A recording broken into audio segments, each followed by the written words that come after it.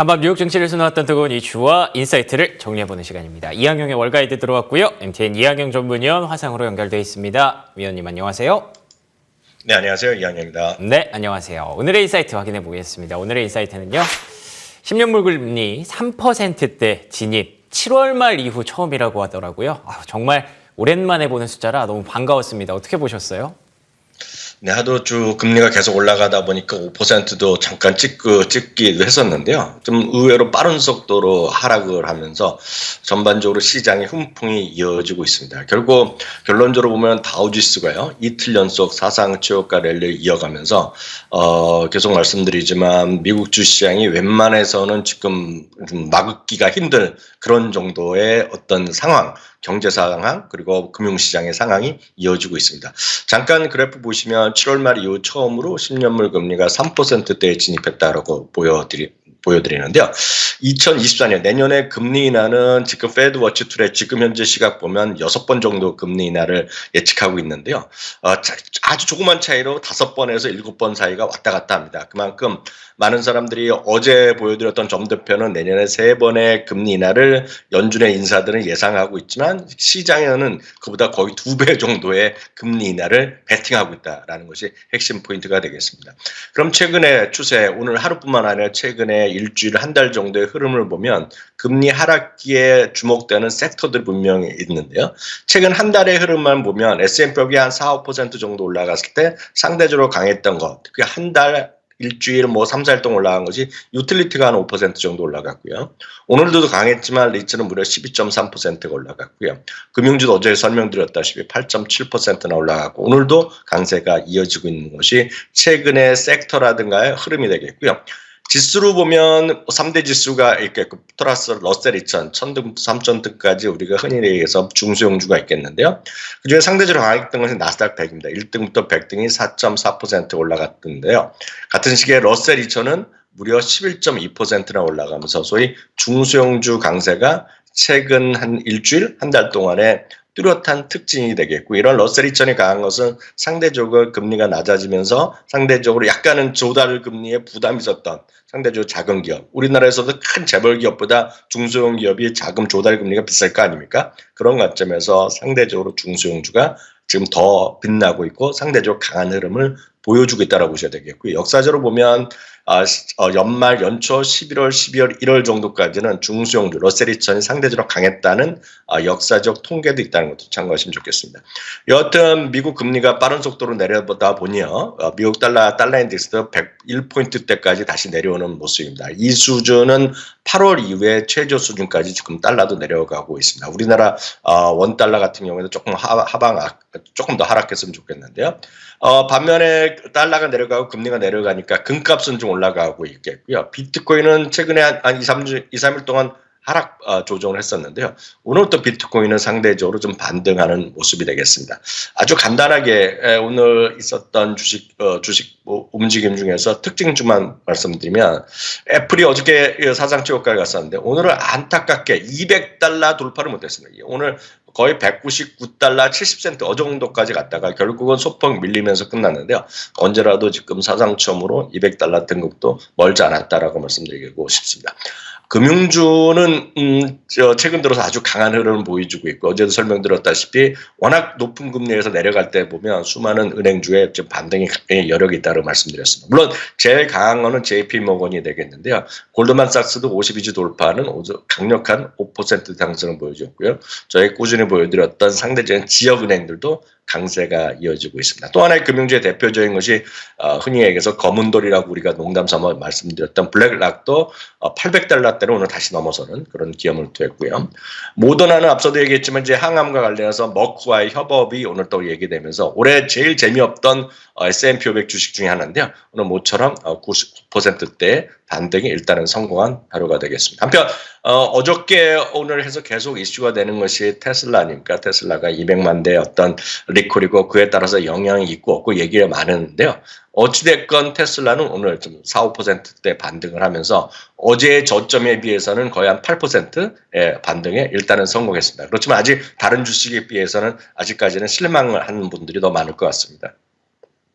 만 보면 조금 뉴욕 증시가 쉬어갔나 싶으신 분들도 있을 텐데 이렇게 기저에 깔려있던 고금리 압박에 눌려있던 낙폭과대주들이 일제히 상승하고 뭐 일부는 폭등했다는 말을 써도 전혀 아깝지 않을 정도의 시장이었다는 거, 이 부분이 과연 시장의 색깔이 달라지는 것일지 이 부분을 참고해서 포커스를 맞추면 좋을 것 같고요. 그러면 이어서 헤드라인 확인해 보도록 하겠습니다. 오늘의 첫 번째 헤드라인은요.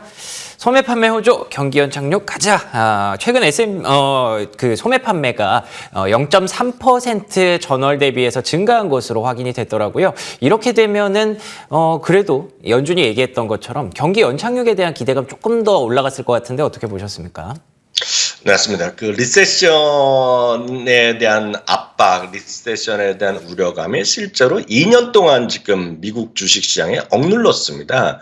특히 작년 초반부터 해서 채권의 금리가 막 기준금리 올리고 여러 가지 어려움이 있다 얘기하면서 리세션이 올 것이다. 그리고 리세션에 대한 수많은 걱정이 있었고 그거에 따라서 결국 주시장이 작년 내내 어려웠습니다. 물론 올해 반등했지만 작년에 S&P 500 같은 경우 한 30%, 나스닥은 37%나 주가가 하락하면서 어려움을 겪었는데요.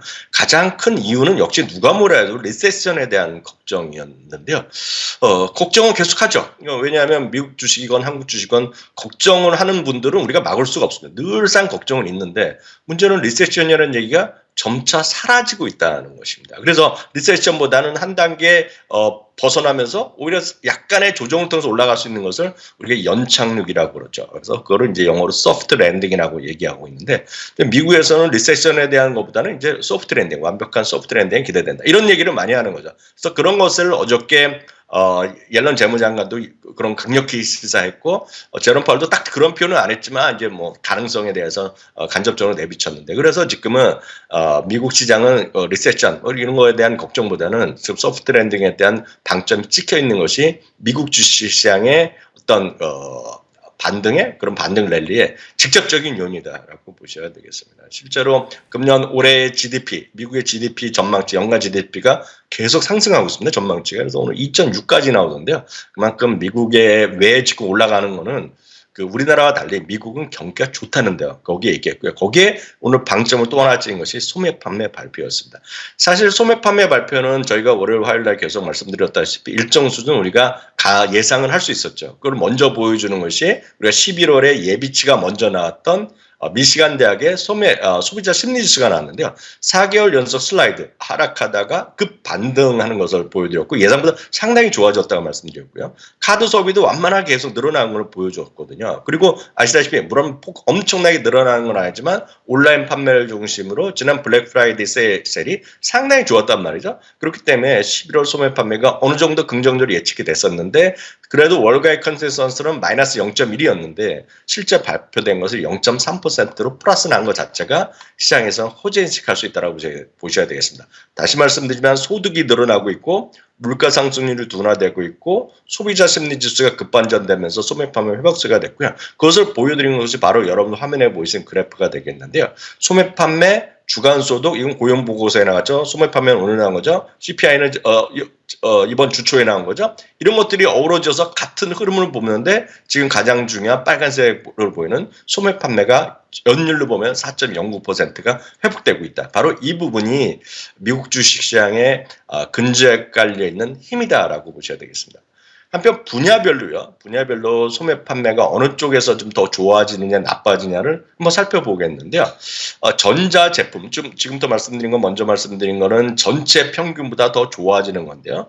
전자제품이 더 전체 평균보다 더 소매 판매가 증가율이 나왔고요. 전부 다 전년 동기 대비입니다. 레스토랑과 바입니다. 바는 제가 표시는 안 했지만 레스토랑에서 먹고 그 바에서 술 마시고 이런 매출이 늘어났다는 겁니다. 지금요. 온라인 점포 아시겠지만 오프라인 점포는 뭐 지금 폐쇄하는 것도 많이 있고 그런데 온라인 점포에 대한 비중 그래서 아마존 얘기도 해드린 건데 여하튼 온라인 점포에서의 매출이 늘어나고 있고요. 또 최근에 보면 어제도 보여드렸다시피 중고 자동차 가격도 상승하는 건데요. 왜 올라가겠습니까? 사람들이 많이 사서 그런 거 아니겠습니까?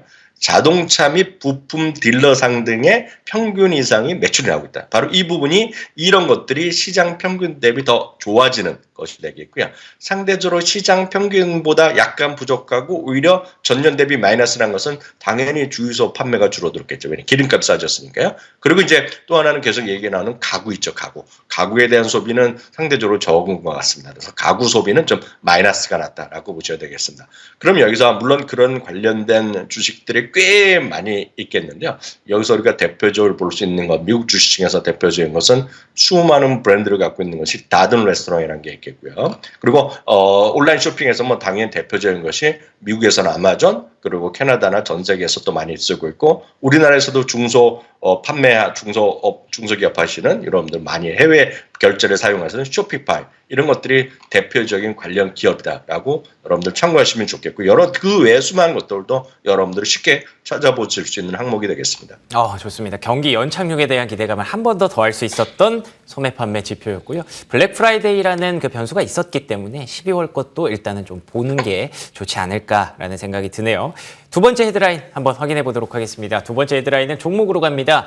모건 스탠리 라이브네이션의 성장을 확신합니다. 모건 스탠리의 투자의견 상향에 라이브네이션 주가가 급등했는데요.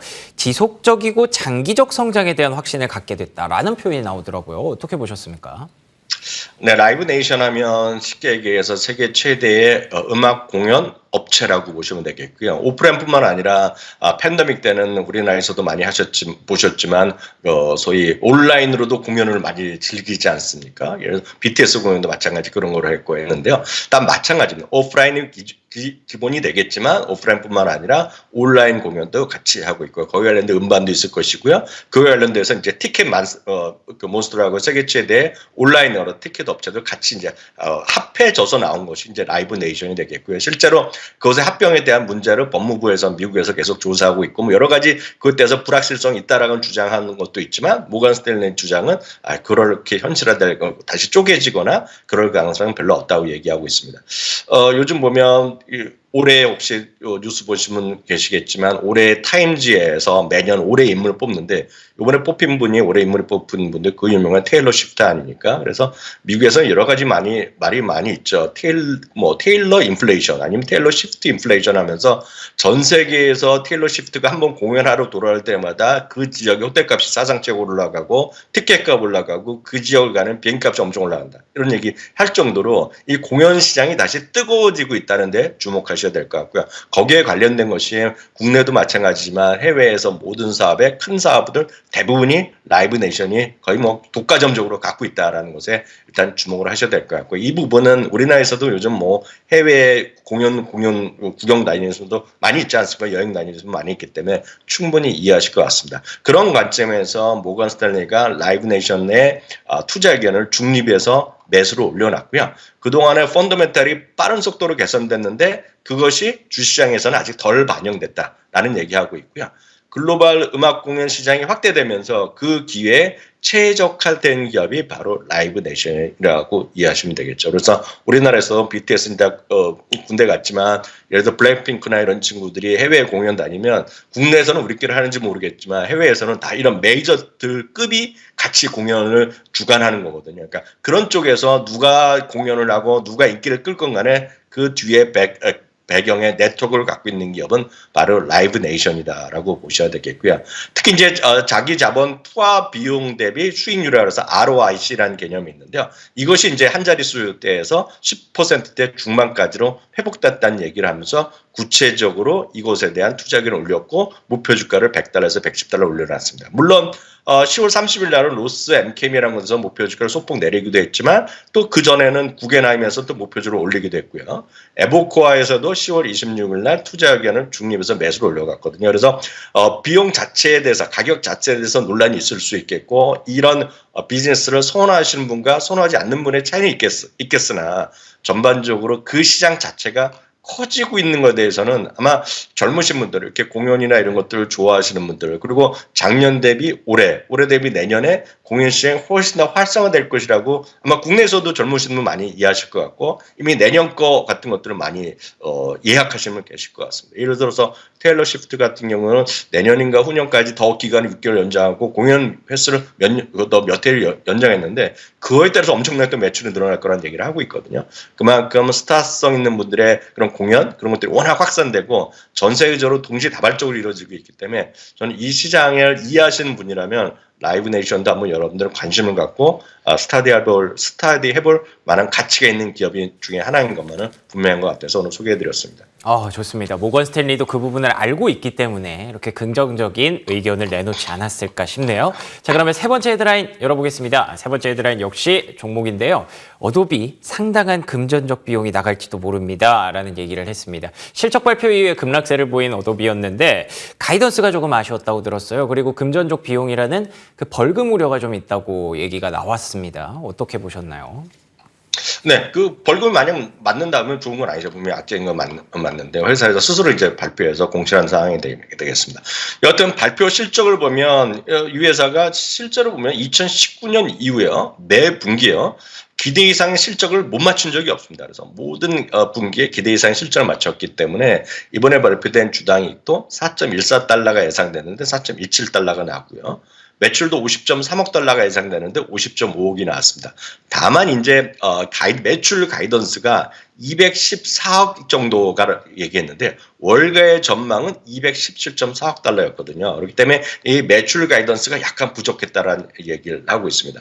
한편 2022년 6월부터 지금 FTC 예를 들어서 공정거래위원회가 우리나라 보면 공정거래위원 공정위죠. 여기서 이제 그동안의 결제 과정에 관한 것을 이제 조사를 하고 있는데 아주 쉽게 얘기하면 이겁니다. 그 1년짜리 예를 들어 구독권을 매달 할 수도 있고 매달 결제할 수 있고 매달 할 수도 있는데 당연한 거 아닙니까? 매년 1년에 한 번씩 결제하게 되면 할인해 줄 거 아닙니까? 그래서 할인을 했을 경우에 결제를 했는데 예를 들어서 3개월 하고 나서 자기가 그만두지 않습니까? 그만두려면 그동안 할인받은 거를 좀 우리로 보면 마이너스로 내가 돈을 다시 오히려 물어내야 되는 건데 그거에 대한 이슈가 있는 겁니다. 예를 들어서 제가 정확한 건 모르겠으나 우리나라에서도 한 3, 4개월 전에 그 디즈니 플러스를 연간 구독료를 한 번에 왕창 할인해서 뭐 연간으로 받은 적이 있는데 그걸 취소했을 경우에 어떻게 되냐는 거죠. 그랬을 경우에 그런 플러스냐 마이너스가 있는데 웬만한 기업들은 그거에 대해서 할인해서 연간을 했을 경우에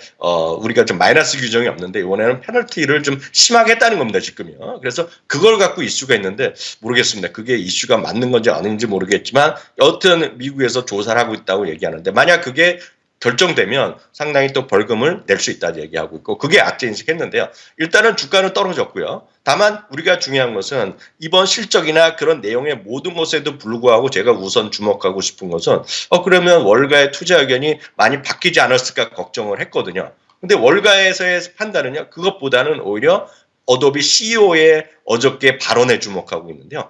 여러 번 얘기했다시피 파이어플라이를 비롯한 구독 경제의 자신감, 그리고 AI에 대한 그런 자신들의 기업에 대한, 그리고 개인 사용자에 대한 상당한 어떤 인건비의 절감, 그리고 업무 효율성의 증가를 얘기하면서 자신들의 어도비의 성장에 대한 확고한 자신감을 재확인했고요. 그래서 그런지요. 오히려 지금 12월 14일에 실적 발표한 이후에 그런 이슈가 나온 이후에 투자 의견을 갑자기 목표 주가를 내린 것은 오히려 없고요. 오히려 목표 주가를 올린 것이 하나 있을 정도입니다. 물론 다수가 나오진 않았지만 더 나오겠지만 아직까지 목표 주가가 내리거나 그런 건 없기 때문에 그런 이슈 자체가 분명히 잠재 악재는 있지만 회사에서 다 드러냈기 때문에 그것 때문에 추가적인 하락보다는 여전히 장기적으로는 어도비는 매력적인 기업에 틀림없다 이렇게 정리할 수 있을 것 같습니다.